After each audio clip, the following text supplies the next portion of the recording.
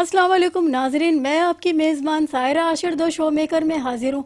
आज के जो हमारे मेहमान हैं वो एक बहुत बड़ा जाना पहचाना नाम मोहम्मद शफीक साहब। इन्होंने बहुत सारे सीरियल्स बनाए। आइए हम आपकी इनसे मुलाकात करवाते हैं। अस्सलाम वालेकुम सर। वालेकुम अस्सलाम। जी कैसे हैं आप? अल्हम्दुलिल्लाह बिल्कुल ठीक, आप बताएं। जी शुक्र, मैं भी ठीक ठाक। शफीक साहब, हमारा यूजली ये सवाल होता है कि आप डायरेक्शन में किस तरह से आए? आपको स्ट्रगल करके आना पड़ा या आसानी से आप आ गए? स्ट्रगल तो बहुत छोटा लफ्ज है। ये जी। पूछेंगे कितनी मेहनत करके आना पड़ा। बहुत मेहनत की हमने। आसानी से नहीं आए।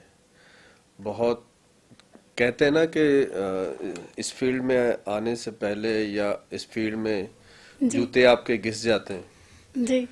तो हमने वो जूते घिसाए हैं, सही। कंटिन्यू घिसाए हैं, घिसाए भी और टूटे भी। टूटे भी।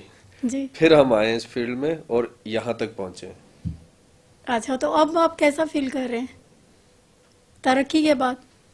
अल्हम्दुलिल्लाह बहुत अच्छा फील कर रहे हैं और बहुत अच्छा रिजल्ट, बहुत अच्छा काम कर रहे हैं माशाल्लाह से। अभी मेरी एक सीरियल है, वो शूट पर है, A+ के लिए हम कर रहे हैं। जी। हसीना उसका नाम है सीरियल का। और बहुत अच्छी कास्ट है माशाल्लाह से। और लोकेशन बहुत अच्छी है। टंडवाला यार हम गए हैं, खेत है, हरियाली है, हवेली है वहाँ पर। और मतलब आउटडोर जब आप शूट करते हैं तो आउटडोर का एक अपना ही मज़ा होता है। तो माशाल्लाह से बहुत अच्छा काम हुआ है। मैं तो व्यूअर्स को कहूँगा ज़रूर देखिएगा हसीना। आप ये बताना पसंद करेंगे कि इस फील्ड में आपके खास आने की वजह क्या थी? अर्निंग या आपका शौक था? दरअसल मेरा शौक नहीं था। मेरे पड़ोस में एक मेरा फ्रेंड था, जिसको हम आम लफ्ज़ों में कहते हैं चड्डी फ्रेंड। उससे शौक था एक्टिंग करने का। और वो उस वक्त खूबसूरत सा, और उसकी 6+ हाइट थी, तो वो स्मार्ट सा था। अच्छा। मैं उन दोनों काफी दुबला पतला सा था। मतलब है कि मुझे नहीं लगता था कि मैं एक्टिंग में आ सकूंगा या मुझे कोई एज अ एक्टर लेगा, डायरेक्टर या प्रोड्यूसर।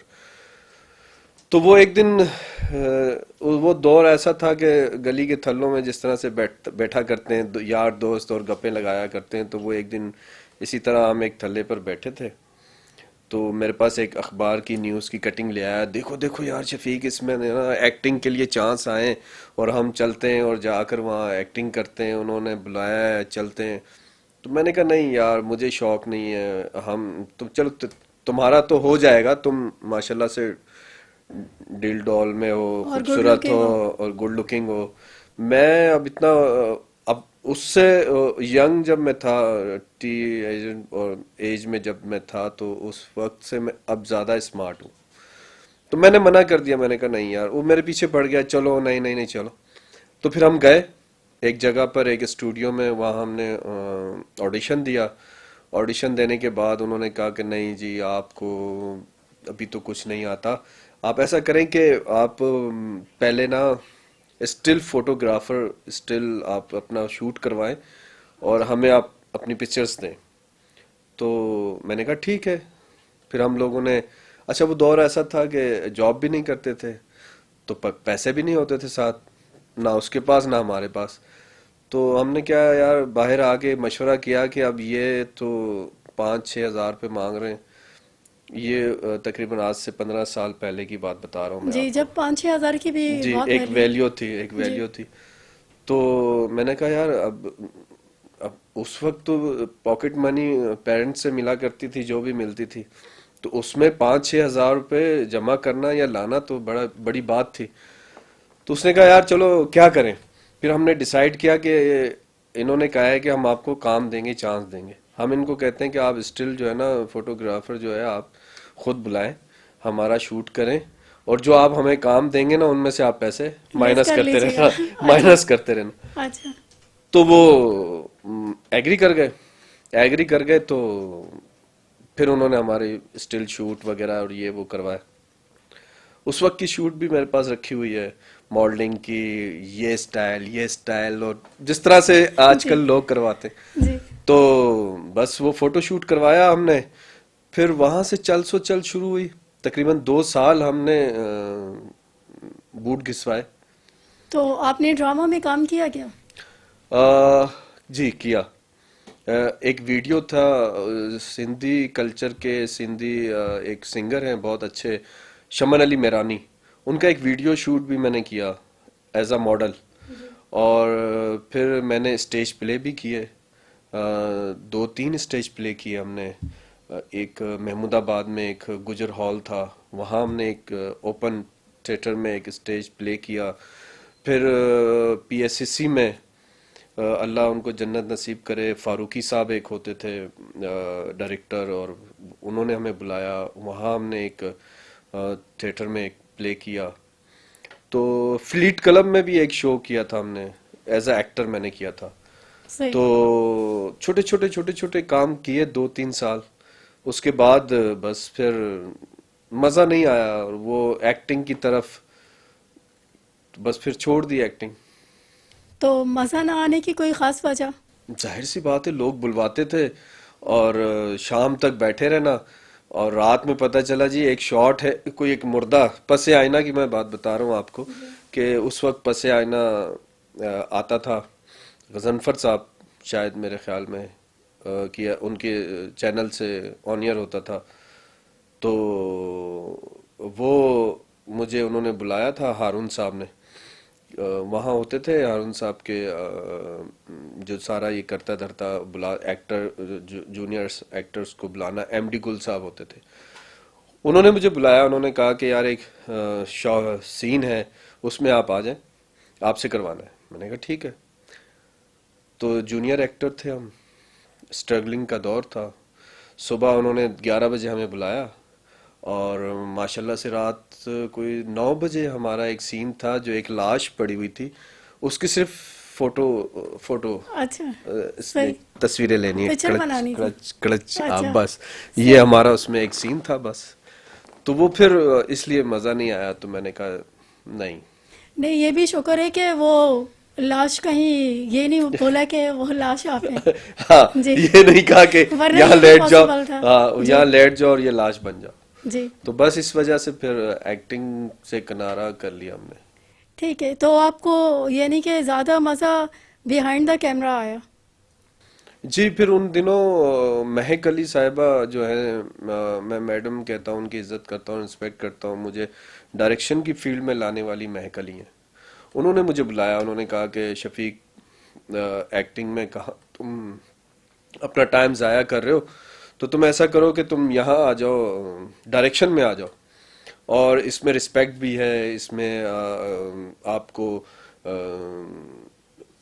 वेरिए मतलब आपकी स्कोप ज़्यादा है, आपका एक फ्यूचर है, एक अच्छा फ्यूचर है इसके अंदर। तो फिर मैं इसमें आ गया, एक्टिंग में आ गया। एक्टिंग में जब आया हूँ, सॉरी डायरेक्शन में, तो उन्होंने मुझे अपने पास रखा कि आ जाएं और असिस्ट करना, मुझे असिस्ट करें। वो एक उन दिनों एक टेलीफिल्म शूट कर रही थी, तो मैं उनके पास गया, वहाँ जाकर हमने फिर एक टेलीफिल्म की। उसमें अब एक न्यू स्ट्रगल शुरू हो गई, एक्टरों के जूते उठाना, बर्तन धोना। अच्छा, उन दिनों आजकल के तो बच्चे जितने भी आ रहे हैं, न्यू आ रहे हैं जो डायरेक्शन में, असिस्टेंट असिस्टेंट जो आ रहे हैं, जी। उनको तो बड़ी मतलब एक बहुत ज़्यादा सहूलियात है, बहुत ज़्यादा। हमारे दौर में तो सिर्फ एक एसोसिएट होता था, 2 या 3 ईएनजी में लड़के होते थे, और एक स्पोर्ट बॉय होता था। तो आपका जो एसोसिएट है, उसने आपके कपड़े भी इस्त्री करवाने स्पोर्ट बॉय के साथ, उसने चाय भी दिलवानी है, उसने सीन भी रेडी करवाने हैं, उसने सेट भी देखना है, उसने सेट डिजाइन भी करवाना है डायरेक्टर के साथ। डायरेक्टर ने कहा ये जी ये इतना ये फ्रेम है और ये मुझे रेडी चाहिए, बस। उसके बाद एसोसिएट की कहानी। एसोसिएट उस वक्त स्पोर्ट बॉय भी होता था, एसोसिएट उस वक्त एसोसिएट भी होता था, सेकंड एडी थर्ड एडी भी होता था। तो आजकल तो first AD second AD third AD भी आजकल दिए जाते हैं। आजकल तो काम आसान हो गया है उस निस्बत के, पहले की मिनट। पहले की निस्बत। साइंस ने तरक्की की है। जी। अच्छा, जैसा कि आपने बताया कि आप को भी एक्टिंग का शौक था, तो अभी कोई नया आता है तो आपको कभी अपना दौर याद आता है कि मैं इनको चांस दूं, कभी मैं भी इस दौर से गुजरा हूं? मैंने काफी लोगों को चांस दिया है। अभी इवन के अभी इस प्ले में भी मेरे पास दो, एक लड़की और एक बॉय, उनको मैंने कैरेक्टर करवाया है। फिर इससे पहले मैंने एक सोप किया था, ARY पे ऑन एयर हुआ था। उसमें अ, दो, एक खातून, एक लड़की और एक लड़का, तीन लोग, न्यू लोग जिनके ऊपर मैंने मेहनत की, और वो आज माशाल्लाह से बहुत अच्छा काम कर रहे हैं। मैं देता हूँ चांस, जी, अल्हम्दुलिल्लाह जी। सही। तो ये बताएंगे कि एक ड्रामा में बैकग्राउंड म्यूजिक का कितना लिंक होता है?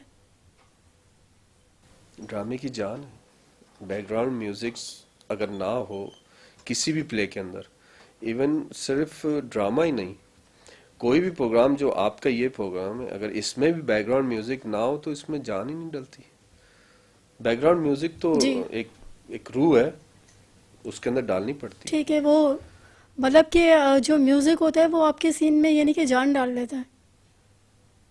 कह सकते हैं, कह सकते हैं कि जान डालता है। अच्छा म्यूजिक सीन को बिल्ड करने में बहुत अहम किरदार होता है उसका। देखें, ये जितनी भी एक स्क्रीन के ऊपर आपको एक प्ले, कोई भी प्ले नजर आता है या कोई प्रोग्राम नजर आता है, वो it's like a beautiful bouquet. आप गुलाब के फूल डाल दें उसके अंदर, चमेली के फूल डाल दें, या आप उसके अंदर टहनियाँ अच्छी खूबसूरत सी डाल दें और उसके अंदर एक दो, तो वो एक खूबसूरत बुके होता है। उसमें अगर एक भी गला हुआ या सड़ा हुआ फूल डाल दें तो आपको कैसा लगेगा? वो बुरा लगेगा ना। तो इसी तरह से अच्छी डायरेक्शन, अच्छी अदायगी एक्टरों की, और अच्छा म्यूजिक, ये अच्छी एडिटिंग, कटिंग, ये सारी चीजें मिलकर ही एक अच्छा खूबसूरत एक स्क्रीन बनती है, एक अच्छा बुके बनता है। अदरवाइज तो अगर उसमें एक चीज भी आपकी वीक होगी तो जो कन्वे किया हुआ है डायरेक्टर ने या जो राइटर ने लिखा है, वो आप व्यूवर्स को अच्छा कन्वे नहीं कर पाते। डायरेक्शन में आप किससे इंस्पायर है?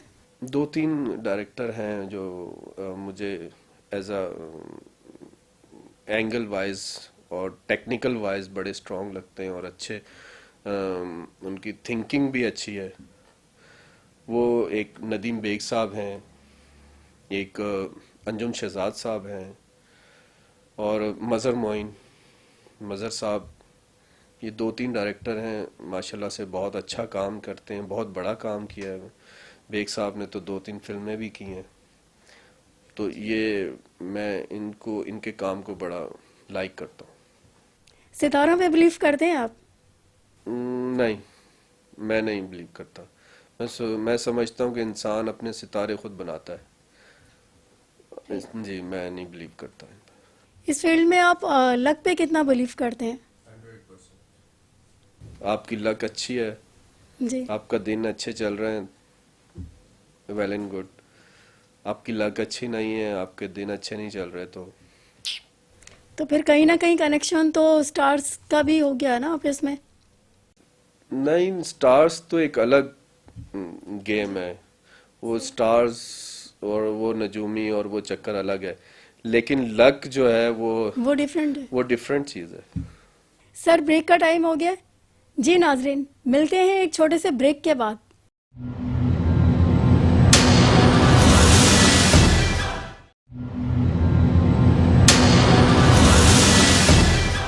वेलकम बैक नाजरीन। चलते हैं अपने शो की जानिब। जैसा कि आपने बोला लक, तो यहाँ हमने तो मोस्टली सुना है कि लक का कोई नहीं अमल दखल, और जिसकी पीआर है उसको ही काम मिलता है, वरना तो लोग यानी कि जैसे आपने भी बताया था कि उनकी चप्पलें घिस जाती हैं। बिल्कुल तो ऐसे ही आप है। क्या कहेंगे? बिल्कुल ऐसे ही है। देखें, पीआर जो है उसी वक्त कनेक्शन कर देता है अल्लाह मियाँ। जग अगर आपकी लक अच्छी है ना, आपकी लक बहुत अच्छी चल रही है, ओके। तो आपकी पीआर भी जो है वो बनती रहती है। और अगर आपकी लक बुरी चल रही है ना, और आपकी जो पीआर है वो भी ठुस हो जाती है, बैठ जाती है। समझ रहे? पीआर और लक, ये दोनों का कनेक्शन है इस तरह से। समझ रहे? आपकी लक अच्छी है तो आपकी पीआरस बनती रहती हैं। आपकी अगर लक अच्छी नहीं है ना, तो आपकी जो पीआरस हैं वो भी बैकफुट पे चली जाती है। तो मैं समझता हूं कि लक आपकी अच्छी है तो आपके दिन अच्छे गुजरते हैं, आपके काम अच्छे हो जाते हैं, आपके रिलेशंस अच्छे हो जाते हैं। जब आपकी लक बुरी चल रही है तो आपके पीआरस वगैरह वो काम भी नहीं नहीं करते। काम आते। लेकिन पीआर, मैं मानता हूं इसमें कि 80% मेरे साथ ऐसा हुआ है खुद, कि हमारी लक बुरी चल रही थी और तो पीआर जो थे वो भी बैक पे चले गए। और पीआर तो बहुत ज्यादा काम करता है, तकरीबन 80% पीआर है और 20% लक है। तो लक आपकी अच्छी चल रही है तो पीआर भी अच्छे हो जाते हैं। ठीक है, तो क्या ये सच है कि जो बंदा ज़्यादा इंग्लिश बोल रहा है उसको ज़्यादा इम्पोर्टेंस दी जाती है, और जो बेचारा एक्टर उर्दू बोलने वाला है उसको नहीं इतनी इम्पोर्टेंस दी जाती? नहीं, खैर ऐसा नहीं है, ऐसा नहीं है बिल्कुल भी। मेरा मानना ये कि अब मैं अपनी मिसाल खुद देता हूँ कि मेरी इंग्लिश बहुत अच्छी नहीं है और बहुत क्या, थोड़ी बहुत भी अच्छी नहीं है। लेकिन अल्हम्दुलिल्लाह आज एक अच्छा डायरेक्टर हूँ, मैं मानता हूँ अपने आप को अच्छा डायरेक्टर। तो अगर मुझे अगर इंग्लिश नहीं आती तो इसका क्या मतलब है कि मैं डायरेक्टर नहीं बन सकता था या डायरेक्टर नहीं बनाऊं क्या? सिर्फ हमारी फील्ड में है कि आपकी डायलॉग डिलीवरी कैसी है, आपकी अदायगी जुमलों की कैसी है। देखें, एक राइटर जो है वो बेजान सी चीजें लिख देता है, बेजान चीजें लिख देता है, उसके अंदर आपने रूह डालनी है। एक अच्छी अदायगी करने वाला शख्स, चाहे वो कोई भी हो, वो उन बेजान चीजों के अंदर रूह डाल देता है, जान डाल देता है। वो अच्छा एक्टर, हम कहते हैं ये अच्छा एक्टर है। जिस तरह से फिरदौस जमाल साहब हैं, जिस तरह से सबा हमीद साहिबा हैं, जिस तरह से हमारे जितने भी ज़्यादातर मैं सीनियर्स एक्टर्स को काउंट करूंगा कि उनकी अदायगी, उनकी डायलॉग डिलीवरी में बड़ी बारीकियां हैं। वो बेजान जुमलों के अंदर इतनी अच्छी रूह डालते हैं कि आप देखने वाला हैरान हो जाता है कि यार ये इतने बेमायने से जुमले थे और इतने अच्छे अंदाज से इन्होंने अदायगी की है। ये लोग जो है इनकी बारीकियों को समझते हैं। और हमारे जो अब न्यू जो कमर, जो न्यू टैलेंट, न्यू जो, इनको तो मोबाइल से फुर्सत नहीं है। ये उनमें अदायगियां क्या, वो खाना पूरी करते हैं बस। तो आप अपनी डायरेक्शन से यानी कि मुतमईन है? अल्हम्दुलिल्लाह, सही। अल्हम्दुलिल्लाह, बिल्कुल। जैसे बाज लोग तो ये बोलते हैं कि सीखने के लिए तो हर टाइम बंदा सीखता रहता है। नहीं, मैंने ये नहीं कहा कि मैं मुकम्मल डायरेक्टर बन गया हूं या मुकम्मल बिल्कुल बस इससे आगे मैंने कुछ नहीं सीखना। तो एक समंदर है, एक दरिया है। आप हर रोज एक नई चीज सीखते हो, आप हर दिन एक न्यू चीज देखते हो। आप हर टाइम, मैं तो दिन के लिहाज से नहीं, टाइम के लिहाज से कहूंगा कि आप हर टाइम एक नई चीज देखते हो, एक नई चीज सीखते हो। आप कोई भी मूवी लगा लेंगे, आप कहते हैं यार वेल एंड गुड, क्या शॉट लिया हुआ इसने। तो हमारी फील्ड में तो हमारी चीजों में डेप्थ बहुत है। मैंने ये नहीं कहा कि मैं मुकम्मल डायरेक्टर बन गया हूँ, मैंने ये कहा है कि मैं अपने काम से खुश हूँ। जी। जी। तो आप खाने में क्या पसंद करते हैं? जो भी अच्छा बनाओ, जायके वाला। यानी कि जी, सब खा लेते हैं? बिल्कुल अल्हम्दुलिल्लाह, अच्छी डिश अच्छा बनाओ, खा लेते वाइफ के हाथ का स्पेशली? हैं। आलू कीमा, पुलाव, बीफ पुलाव। जी। सही। और आपके फेवरेट एक्टर या एक्ट्रेस? जो एक्टर टाइम पर सेट पर आ जाता है वो मेरा फेवरेट है? फेवरेट है। जो टाइम से तैयार होकर रेडी मिल जाता है, चाहे वो जूनियर हो चाहे वो सीनियर हो, वो मेरा फेवरेट एक्टर है। जो तंग करते हैं, जो टाइम का कह के हम आ रहे हैं, हम रास्ते में, हम भीड़ में फंस गए, हमारा ये मसला हो गया, आज आंख नहीं खुली, हमारा ये प्रॉब्लम, वो मेरा फेवरेट एक्टर नहीं है।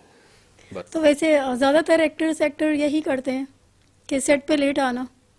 मोस्टली मोस्टली एक्टर, आप वैसे तो काउंट करते हैं 10 to 10, उनको जाने का पता होता है कि 10 बज गए, अच्छा। हमारा पैकअप टाइम हो गया। सही। उनको ये नहीं पता कि हमने सेट पर जो टाइम हमने जुबान की हुई है, वैसे आप बैठेंगे ना उनके साथ, बातचीत करेंगे, गपशप करेंगे, तो ये कि हम तो 10 to 10 काम करते हैं, हम तो 10 to 10 जाते हैं।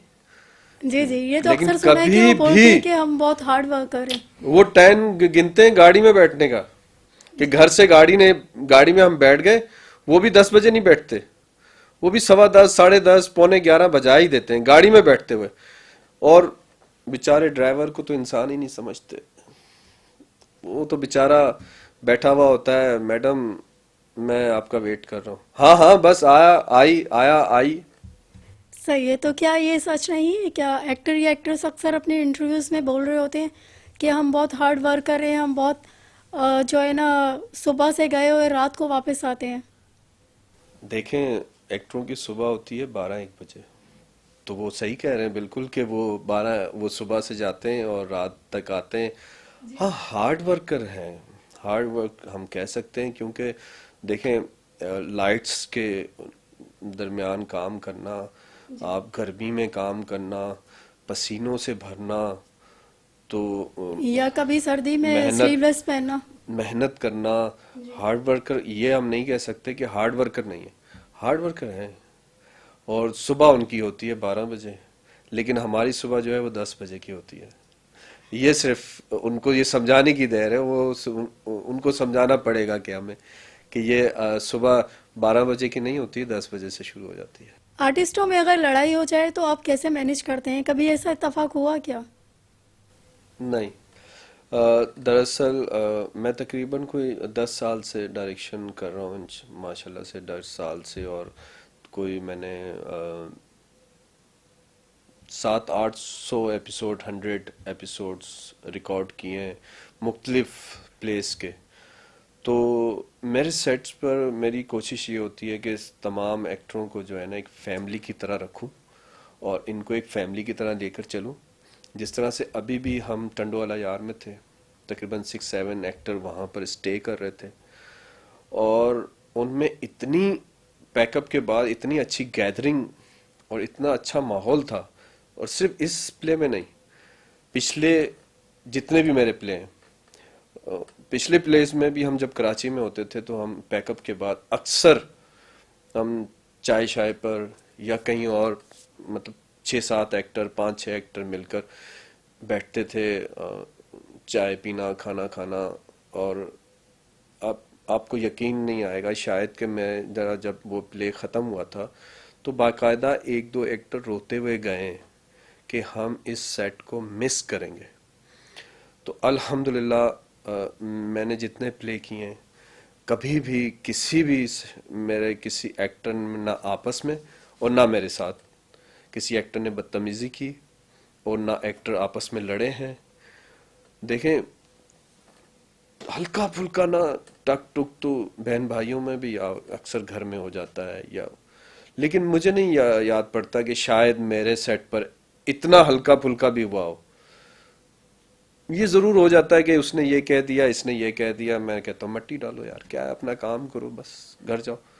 तो अल्हम्दुलिल्लाह मेरे सेट पर ऐसा कोई मसला, कोई प्रॉब्लम, कोई लड़ाई, कोई झगड़ा कुछ भी नहीं हुआ। बहुत अच्छे माहौल में हमने काम किया, और जब हमारा सेट ख़त्म होता है, हमारा स्पेल ख़त्म होता है, इवन कि अभी मैं जब शूट कर रहा था टंडोला यार में, हमने 2-3 स्पेल किए हैं वहाँ के। एक स्पेल मैंने किया 23 डेज़ का, एक स्पेल किया 14 डेज़ का, और अब मैं लास्ट स्पेल करके आऊँ 11 डेज़ का। तो हर स्पेल में सारे एक्टरों ने कहा यार हमने इस जगह को मिस किया, हमने गैदरिंग को मिस किया, हमने यहाँ के खानों को मिस किया। मुझे नहीं याद पड़ता कि मेरे सेट के ऊपर कभी फटा हुआ हो किसी एक्टर का, इवन के किसी क्रू का या एसोसिएट का किसी एक्टर के साथ। तो लोकेशन डिसाइड करना क्या डायरेक्टर की रिस्पॉन्सिबिलिटी होती है? वो चूज करता है कि डायरेक्शन वो आउटडोर शूट करेंगे या इंडोर? एब्सोल्युटली डायरेक्टर ही चूज करता है, लेकिन स्क्रिप्ट की डिमांड देखी जाती है कि स्क्रिप्ट लिखा हुआ कहाँ का आया है। आपका आउटडोर का स्क्रिप्ट है, इंडोर का स्क्रिप्ट है। इंडोर भी अगर इवन इंडोर मीन के कराची है या आउट ऑफ सिटी है, तो स्क्रिप्ट को देखकर उसके हिसाब से आप लोकेशंस प्लान करते हो, लोकेशन चूज करते हो। कराची में अगर आप यहाँ काम कर रहे हो तो आप कराची में आप ही, डायरेक्टर जाता है लोकेशन रेकी करता है, उसको पसंद आती है स्क्रिप्ट के हिसाब से तो वो उसको ओके कर देता है। बिल्कुल। म्यूजिक को पसंद करते हैं आप? बहुत कम। कोई फेवरेट सिंगर नहीं आपका? नहीं, मैं इस तरह से रफ़ी साहब या मलका तरन्नुम नून जहाँ के गाने थोड़े बहुत, म्यूजिक से इतना ज़्यादा मुझे लगाव नहीं है। जैसे कि बोलते हैं कि मौसीकी रूह की ग़िज़ा है, तो आप इस ग़िज़ा से क्या महरूम हैं? मैं अब आपको बताऊं कि मैं इस फील्ड में ज़रूर हूँ, लेकिन मेरी पसंद, मैं ज़्यादातर नात वगैरह सुनता हूँ। तो मेरे मोबाइल में अभी भी आप चेक कर लें कि इसमें सॉन्ग्स एक भी नहीं होगा या कोई एक आध रखा होगा। इसमें आपको 10-12 नातें मिलेंगी, इसमें आपको कुछ मौलानास की तकरीरें वो जी मिलेंगी। तो मैं जी। ज़्यादातर अपनी रूह की ग़िज़ा नात सुनकर पूरी करता हूँ। तो अल्हम्दुलिल्लाह, मैं, हर किसी की अपनी पसंद है, तो मैं रूह की ग़िज़ा जो है वो नात को समझता हूँ। तो मेरे मेरे मोबाइल में अभी भी आप चेक कर सकते हैं, इसमें यूट्यूब ने जो सेव की हुई है मैंने निकाल कर, इसमें कुछ 10-12 नातें होंगी, कुछ 8-10 मौलवियों के, मौलानों के बयानात होंगे। तो मैं अपनी रूह की ग़िज़ा वहाँ से पूरी करता हूँ। आजकल के और पुराने ड्रामों में क्या फ़र्क महसूस करते हैं? पुराने ड्रामों में मेहनत बहुत ज़्यादा होती थी, पुराने ड्रामों में रिहर्सल होती थी, टाइम बहुत होता था। आजकल तो रेस लगी हुई है, जो पीछे रह गया वो रह गया। पुराने ड्रामों में जो जितने भी ओल्ड हमारे प्ले हैं पीटीवी के, आज भी देखे जाते हैं। पीटीवी के एक्टर पूरे पाकिस्तान में जाने पहचाने जाते हैं। पुराने ड्रामों में एक एक राइटर जो है एक एक प्ले के ऊपर सालों लगा देते थे, लिखने में, उसे देखने में, दोबारा रीचेक में, फिर डायरेक्टर उसके साथ, उनके साथ बैठा करते थे, फिर बाकायदा उनकी रिहर्सल हुआ करती थी। तो वो टाइम लेते थे। उस वक्त क्वांटिटी नहीं देखी जाती थी, क्वालिटी देखी जाती थी। अब तो एक रेस लगी हुई है, आपने भागना है। बहुत जल्द जो है वो आपके जितने भी प्रोड्यूसर हैं उनको नंबर्स ऑफ सीन्स चाहिए, इतने सीन हमें चाहिए जी। क्वालिटी क्या है? ज़ीरो। कुछ भी हो, सही। कुछ भी ज़ीरो हो या बहुत अच्छी हो, उनको सीन्स चाहिए। और जो एक्टर हैं उन्हें एक प्ले के बाद दूसरा, दूसरा, तीसरा, एक ही टाइम में 4-4, 5-5 प्ले कर रहे हैं वो 1 मंथ में। तो एक रेस लगी हुई है। सर, एक ब्रेक का टाइम हो गया है। जी नाजरीन, मिलते हैं एक छोटे से ब्रेक के बाद।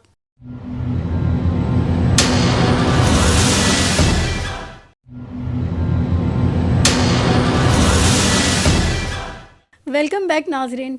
चलते हैं अपने प्रोग्राम की जानिब। अगर एक ही टाइम में इतना इतना काम कर रहे हैं एक एक्टर या डायरेक्टर, तो वो अपने काम से इंसाफ कर पाते हैं? नहीं, बिल्कुल नहीं कर पाते, मैं नहीं कर पाता।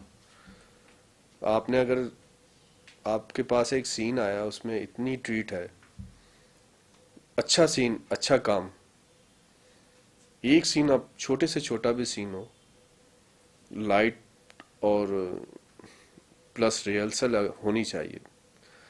हर सीन से पहले उसकी रिहर्सल, उसकी मूवमेंट वो होनी चाहिए, पर नहीं होती, क्योंकि हमने प्रोड्यूसर को, प्रोडक्शंस को, हमने उस इदारे को जिसके साथ हम काम कर रहे हैं उनको 12 सीन, 13 सीन देने करके, और अगर नहीं देने तो आपको अगला प्ले नहीं मिलेगा, क्योंकि ये डायरेक्टर बहुत पैसे लगाता है, बहुत टाइम लेता है। इसको प्रोड्यूसर। भगाएं, दूसरे अच्छा। डायरेक्टर को लाएं जो एक दिन में 15-15 सीन करते हैं।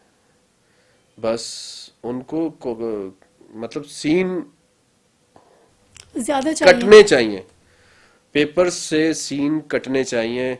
वो सीन किस तरह से कटें ये उनका हेडिक नहीं है। और अगर सीन आपने बुरे कर दिए हैं तो भी आपके ऊपर बुराई है, फंसेंगे। जी। आप पे बुराई है कि आपको काम नहीं आता। और क्वालिटी उनको नहीं चाहिए, क्वांटिटी चाहिए, 13 सीन चाहिए। अब एक अच्छे से अच्छा मुझे ये बताएं, एक्टर सेट के ऊपर आपके पास आ रहा है 10 बजे, मेकअप के साथ 10 बजे आता नहीं है, लेकिन चलें, बिलफर्ज आपकी लक, जो मैंने कहा लक आपकी अच्छी होनी चाहिए, आपकी लक बहुत अच्छी चल रही है और एक्टर आपके पास 10 बजे सेट पर आ गया। दो एक्टर के मेकअप, बहुत अच्छा मेकअप भी करेंगे या बहुत बुरा मेकअप करेंगे, आधा घंटा एक एक्टर को लगेगा, आधा घंटा एक एक्टर को। 11 बजे, 11:30 आपका कैमरा रोल हो गया। अच्छा एक सीन करने में ट्रीटमेंट के साथ विद लाइट, लाइट भी होती है उसकी, सेट रेडी होता है, चीजें होती हैं, कम से कम 1.5 घंटा लगता है आपको अच्छा एक सीन अगर करना है आपने। अदरवाइज तो आधे घंटे में भी सीन हो जाता है। ठीक है, जैसे कि आपने अभी लाइट का भी जिक्र किया, तो लाइट का कितना कमाल होता है किसी भी एक्टर या एक्ट्रेस को खूबसूरत दिखाने में इतना या सीन जितना को अच्छा करने के लिए? इतना जितना मेकअप का कमाल है आपको खूबसूरत दिखाने में। अब आप खुद सोचें कि अगर आप फेस धो लें और जी। आप उस वक्त आईने के सामने किस तरह से लगेंगी, और अब माशाल्लाह से आप कैसे लग रही हैं। तो लाइट और एक्टर और हमारे काम के दरमियान इसी तरह का एक ताल्लुक है कि लाइट चीज़ों को, एक्टरों को, प्रॉप्स को, सेट्स को निकालता है, निखारता है, संवारता है। तो लाइट का इतना अमल दखल है हमारे काम में। अगर लाइट बंद हो जाएगी तो घुप अंधेरा हो जाएगा और कैमरे के अंदर सिर्फ अंधेरा ही अंधेरा, एक हॉरर किस्म का ड्रामा शूट हो रहा होगा जिसमें लोगों की शक्लें नजर नहीं आएंगी। अच्छा, अक्सर ये सुनने में मेरे भी कानों में तक जैसे ये बात पहुंची कि अगर कैमरामैन के साथ अगर आपकी कोई अनबन हो जाए तो फिर वो कैमरामैन आपको अच्छा नहीं दिखाएगा, क्या ये सच है? नहीं, ऐसा तो नहीं है। प्रोफेशनल लोग होते हैं हमारे साथ, अगर वो आपको अच्छा नहीं दिखाएगा तो उसका अपना काम खराब होगा। वो पर्सनल एक ताल्लुक या पर्सनल आपके साथ उसकी अनबन हुई है, तो वो पर्सनल ही तौर पे बाहर आपसे उसकी बातचीत होगी या जो भी है। लेकिन मैं समझता हूँ कि जो भी प्रोफेशनल और अपने काम से इंसाफ करने वाला बंदा होगा, चाहे वो डायरेक्टर हो, चाहे वो कैमरामैन हो, डायरेक्टर की भी अगर किसी एक्टर के साथ अनबन हो जाती है और अगर मैं ये समझता हूँ कि वो उसको अच्छा शूट नहीं कर रहा या कैमरामैन उसको अच्छा शूट नहीं दिखा रहा, तो वो अपने प्रोफेशनल के साथ नाइंसाफी करता है। हर प्रोफेशनल बंदे को मैं ये समझता हूँ, मैंने तो खैर कभी नहीं किया इस तरह से, मेरे किसी के साथ कोई पड्डा ही नहीं हुआ, जी। मैंने आपको पहले बताया। तो जी। हम कोशिश ये होती है कि मेरा, देखें हमारा हर सीन, हर प्ले, हमारा एक बेबी होता है, हमारा एक छोटा सा मुन्ना सा बच्चा होता है। उसको कितने प्यार, एक बच्चे को कितने प्यार की और उसको जी। एक ग्रोथ की जरूरत होती है। तो कोई नहीं यही चाहेगा कि उसका बेबी बिगड़ जाए, उसका बेबी बीमार हो जाए, जी। थोड़े से समझ रहे? थोड़ा सा जी। उसके अंदर आप अगर आपकी अपनी नीयत खराब हो जाए, तो नियतों का दारोमदार तो ऊपर वाला जानता है। अगर आपने अपने प्रोफेशनल के साथ इंसाफ नहीं किया तो स्क्रीन पर नजर आ जाता है, फिर वो उल्टा आपके ऊपर बुराई आ जाती है कि यार आपने काम अच्छा नहीं किया। व्यूवर्स भी देखते हैं, प्रोडक्शन वाले भी देखते हैं, प्रोड्यूसर जो इतना पैसा लगा रहे हैं उस वो भी देखते हैं कि इस बंदे ने अपने काम के साथ इंसाफ नहीं किया। तो ये चीज मैं समझता हूँ कि चाहे वो डीओपी हो, कैमरामैन हो या डायरेक्टर हो या कोई भी हो, अदरवाइज ऑडियो वाला हो, एसोसिएट हो, अगर वो अपनी किसी एक्टर के साथ या किसी बंदे के साथ टसल निकाल रहा है तो वो प्रोफेशनल वाइज सही नहीं, अपने अपने इस काम के साथ इंसाफ नहीं कर रहा, और अपने बच्चों को मैं समझता हूँ हराम खिला रहा। अभी आपने बताया था कि पेपर में से सीन कटने चाहिए, तो सीन कटने से क्या मुराद है? मैंने आपको बताया था सीन, देखें, प्रोड्यूसर्स की बात हो रही थी शायद उस वक्त के, प्रोड्यूसर्स की डिमांड होती है कि हमें इतने सीन चाहिए, तो वो फिर वो कहते हैं कि जी इसको सीन जो है आपने इतने काटने, इतने करके लाने, 13 हमें चाहिए। तो आप जब सीन करने लगते हो तो उसमें फिर आप जो क्वालिटी है उसको आप सफ़र करते हो, उसके साथ इंसाफ नहीं करते, मैं ये समझता हूँ। फिर हमें जो है वो सीन जो है जिस तरह से भी हो रहे हैं, थोड़ा सा ट्रीटमेंट को कम करना पड़ता है, कहीं ट्रीटमेंट बढ़ानी पड़ती है, और उस एवरेज को पकड़ने के लिए बस उस रोज रेस में हम भी दौड़ने लग जाते हैं ना, दौड़ रहे होते हैं, दौड़ रहे होते हैं। जिस तरह से वो आपने देखा वो मकरानी जो घोड़ा गाड़ी पे अड़े छी चलो चलो, बस उस तरह से हम भी अड़े छी चलो चलो चलो, सीन काटो सीन काटो। तो वो फिर सीन काट रहे हो, सीन काटने हैं आपने, जिस तरह से मर्जी कट रहे हैं। ठीक है, तो प्रोड्यूसर ऐसा क्यों करना चाहते हैं अपने एक्सपेंस पैसा बचाने के लिए? नहीं, प्रोड्यूसर चाहता है कि उसको प्रॉफिट ज्यादा से ज्यादा हो, प्रॉफिट मार्जिन जहां वो कमा रहा है, फर्ज करें वैसे ही मैं कह रहा हूँ 50 रुपए, वो चाह रहा है कि मैं 60-70 रुपए कमा लूँ ज्यादा, इस वजह से शायद मुझे तो यही लगता है। ठीक है, और जितने सीन ज़्यादा होंगे उतने उनके एक्सपेंस बढ़ेंगे। नहीं, जितने सीन ज्यादा होंगे उनके एक्सपेंस कम होंगे। सीन ज्यादा आप डायरेक्टर एक करके देगा तो उनके एक्सपेंस और इनकी खर्चा अखराजात वगैरह जितने भी है वो जी कम जी। होंगे, बढ़ेंगे नहीं। वो सही। जल्दी एक तो मतलब है कि अगर आपने एक प्ले प्लान किया है, पेपर पे आपके 60 डेज का है, और अगर आपने सीन ज्यादा कर दिए, सीन काटें काटें काटें काटें, मतलब करके काटें, ऐसे नहीं काट दिए पकड़ा पेपर और फाड़ के फेंक दिया ऐसे नहीं, जी। करके शूट करके आपने काटे हैं, तो प्रोड्यूसर को फायदा होता है। मतलब आप 60 डेज का काम 50 डेज में अगर करते हैं तो 10 दिन की शूट, उसके एक्सपेंसिव, उसके पैसे, उसके अखराजात, उसकी चीज़ें, उसकी प्रोडक्शन, उसके एक्टरों की फीस, और ये चीज़ें सारी चीज़ें बचत है ना। उस जो उसने माइंड बनाया उससे 20-25 लाख रुपए ज़्यादा प्रॉफिट ले जाएगा वो, ये है। जी, तो आप ज़्यादातर आउटडोर पसंद करते हैं या इंडोर? आउटडोर, तो आउटडोर, आउटडोर की वजह?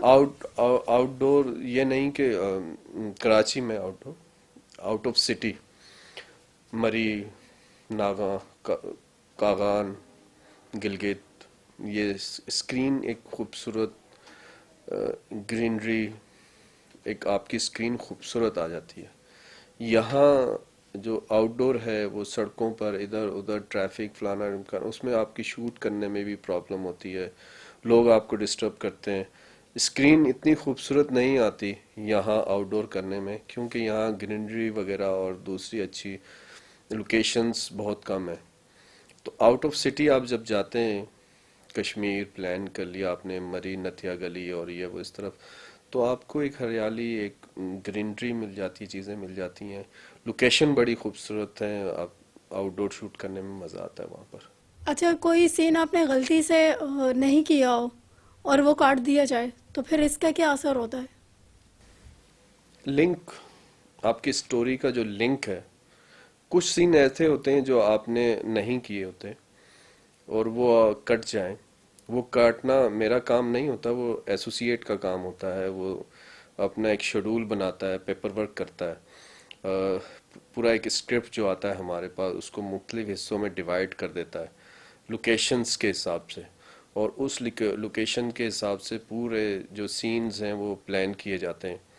उनमें से अगर कोई सीन ऐसा उसने काट दिया है जो हमने नहीं किया, गलती से उसने काट दिया है, तो लिंक, जो ड्रामे का लिंक है, जो स्टोरी का लिंक है, जो कहानी का लिंक है, वो डिसबैलेंस हो जाता है, समझ में नहीं आता कि ये चीज़ यहाँ लगनी थी, ये चीज़ अब इस बंदे ने यहाँ ये कहा था और अब ये कह रहा है। तो बीच का जो एक लिंक है, जो सीन हमने नहीं किया, वो गलती से उसने डायरेक्टर को उससे नहीं कहा कि ये करना है, और जब हम बैठते हैं एडिट पर तो हमारी आंखें यूं हो जाती हैं, ये क्या है, कि ये वाला सीन क्यों नहीं हुआ, क्योंकि फिर हम एसोसिएट्स को बुलाते हैं कि यार ये क्या है, ये सीन क्यों, कहाँ है, ये क्यों नहीं किया आपने। तो वो गलतियां हो जाती हैं, इंसान गलती का पुतला है, तो हो जाती हैं, लेकिन लिंक उसका मैनेज करने के लिए कुछ और सीन भी हमें बीच से बाज औकात उड़ाने पड़ जाते हैं, उस स्टोरी का जो लिंक है उसको मैच करने के लिए, ताकि व्यूवर्स को एकदम से हमारी तो आंखें खुल गई थी एडिट पे ऐसे करके कि यार ये क्या, व्यूवर्स की भी ना खुल जाए, जो देखने वाला है ड्रामा वगैरह को, उसका लिंक क्यों आउट तो नहीं है कहीं। तो उसको फिर मैनेज करने के लिए बड़ा एडिट पे मेहनत करनी पड़ती है, बैठना पड़ता है, टाइम देना पड़ता है उसका लिंक जोड़ने के लिए। अगर एक हल्की सी भी मिस्टेक हो जाए तो काफ़ी मसले मसाइल पैदा हो जाते हैं उसकी वजह से। थैंक यू सो मच, आप हमारे प्रोग्राम में तशरीफ़ लाए, जिसके लिए मैं और मेरे डायरेक्टर आपके बहुत थैंकफुल हैं। Thank you. तो मुझे आप लोगों का कहना चाहिए कि आप लोगों ने मुझे यहाँ बुलाया, ख़ासकर यूसुफ का, और उसने मुझे विनस टीवी के प्लेटफॉर्म से अपने ख्यालात, अपनी पुरानी यादों में, आज से 15 साल पहले आप लोग बैकफुट पे मुझे ले गए, ऐसा लगा एक फ्लैश बैक में मैं चला गया और फिर वापस आया।